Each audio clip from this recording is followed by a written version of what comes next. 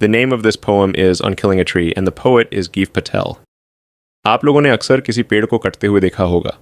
क्या आपने कभी सोचा है कि किसी पेड़ को मारना क्या इतना आसान होता है? तो चलिए पोएम को पढ़कर यह पता करते हैं। असल में एक पेड़ को मारने में काफ़ी समय लगता है। किसी साधारण से चाकू से या साधारण वार यानी सिंपल अटैक से ऐसा बिल्कुल भी पॉसिबल नहीं है। एक पेड़ जब बड़ा होता है तो वह इस धरती की मिट्टी का उपयोग करते हुए और उससे एनर्जी लेते हुए, उस पर अपनी पकड़ को मजबूत बनाते हुए और इसमें से अपनी ज़रूरत की चीज़ों को लेते हुए या उनका यूज़ करते हुए बड़ा होता है। कई सालों तक सूरज की रोशनी और हवा का यूज़ करते हुए और अपनी कोट जैसी दिखने वाली छाल में से पत्तों को निकालता हुआ बड़ा होता है। अगर हम सोचें कि इसे काटने या इसके टुकड़े टुकड़े करने से ये मर जाएगा, तो ऐसा पॉसिबल नहीं है। इसको बहुत ज़्यादा दर्द देने से भी ये नहीं मरेगा।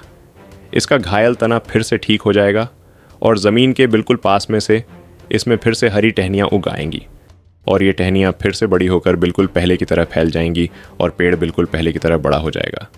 अगर इसे पूरी तरह से ख़त्म करना है तो इसकी जड़ों को ज़मीन से खींचकर बाहर निकालना पड़ेगा, जो कि ज़मीन को बहुत ही कसकर पकड़े रहती हैं और ये जड़ें बिल्कुल भी आसानी से बाहर नहीं आएंगी। तो इन्हें बाहर निकालने के लिए पहले इसे रस्सियों से बांधना पड़ेगा और फिर खींचना पड़ेगा और फिर धरती के अंदर छिपी हुई इसकी जड़ों को पूरी तरह से बाहर निकाल लिया जाएगा। जड़ों को बाहर निकालने के बाद ही किसी पेड़ की ताकत कम या ख़त्म हो पाती है। जड़ें ही किसी पेड़ की असली ताकत होती हैं। जब इन्हें बाहर निकाला जाता है तब ये सफ़ेद कलर की ओर गीली होती है और काफ़ी ज़्यादा सेंसिटिव भी होती हैं।